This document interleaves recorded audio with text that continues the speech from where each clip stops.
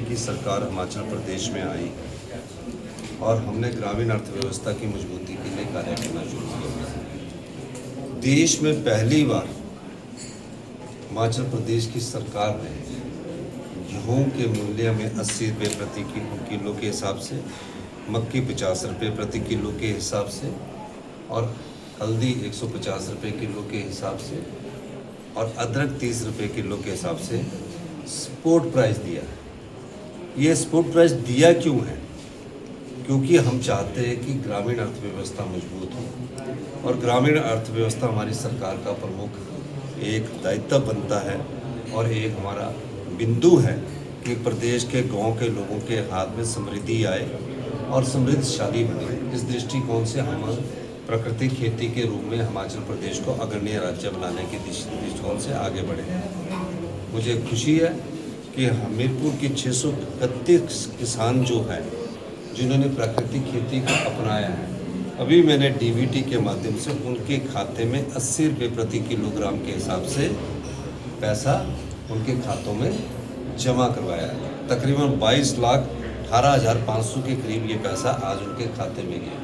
कभी किसान ये नहीं सोच सकता था कि मुझे गेहूं का मूल्य 80 रुपये प्रति किलोग्राम के हिसाब से मिलेगा। आज जब उसके खेत से पैसा निकला तो वो उसके खाते में जाएगा तो किस प्रकार खुशी महसूस करेगा। हमीरपुर के 631 किसान इसमें सम्मिलित हैं। मैं ये कहना चाहता हूँ कि ग्रामीण अर्थव्यवस्था की मजबूती के लिए, किसान के परिवार को मजबूती देने के लिए, जिसकी सारा खर्चा खेती पर निर्भर रहता है, हमारी सरकार ये प्रयास कर रही है कि उसके हर महीने उसके खाते में तकरीबन 25 से 40 हज़ार रुपये की आय हो, ताकि हमारे जो लोग हैं वो 10 से 15 हज़ार की नौकरियों में बाहर जाते हैं। अपने घर में ही अगर प्राकृतिक खेती अपनाएंगे तो मैं कहता हूँ कि वो दिन दूर नहीं जब उनके पास पैसा बड़ी अच्छी व्यवस्था पैसा बहुत अधिक मात्रा में आएगा।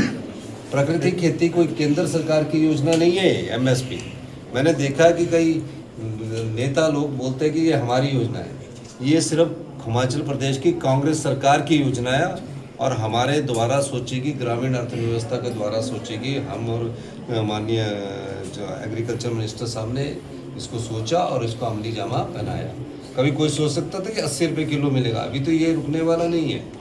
हम चाहते हैं कि किसान के हाथ में पैसा पहुँचे और मुझे खुशी है कि नॉर्थ इंडिया की पहली प्राकृतिक खेती की लैब, नॉर्थ इंडिया की पहली प्राकृतिक खेती की लैब 8.5 करोड़ की लागत से यहाँ बनाई गई है, जिसका कि मैंने आज उद्घाटन किया है। हमें किस चीज़ में क्या चीज़ खा रहे हैं, क्या चीज़ पी रहे हैं, उस चीज़ का सारा पता लगेगा। ये सरकार की कमिटमेंट है कि हम लोगों को अच्छा भोजन दें। हम 80 रुपये खरीद रहे हैं, चाहे हमारा वो आटा हमारा 120 रुपये किलो नहीं बिक रहा है, लेकिन फिर भी हम किसान को पैसा दे रहे हैं। क्यों दे रहे हैं? ताकि किसान की अर्थव्यवस्था मजबूत हो। उसी प्रकार दूध का हम सपोर्ट प्राइस दे रहे हैं।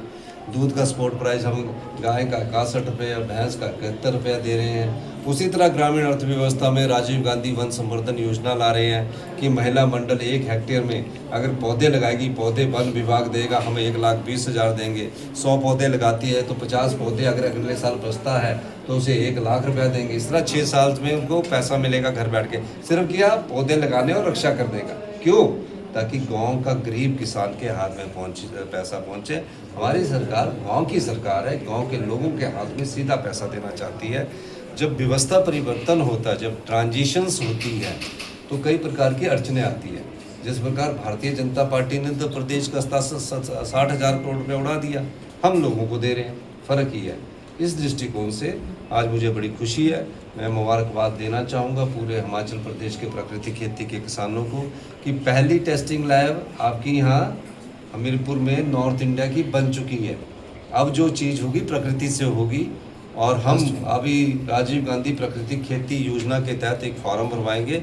उन्हीं को इस प्राकृतिक खेती का लाभ मिलेगा जो ये फार्म भरेंगे, ताकि उसकी मिट्टी की सॉइल टेस्टिंग हो। सॉइल टेस्टिंग के बाद हम उसमें आगे बढ़ें, क्योंकि अब थोड़ा सा इसको रेगुलेट करने की ज़रूरत है ताकि लोग प्रकृति ही बेचें। हम प्रकृति बोलते रहे और लोगों को दूसरी अनाज कहीं कोई कर्मचारी या अधिकारी मिलकर गलत ना करे। इस दृष्टिकोण से भी इसको मजबूत करने के लिए हमने काम किया।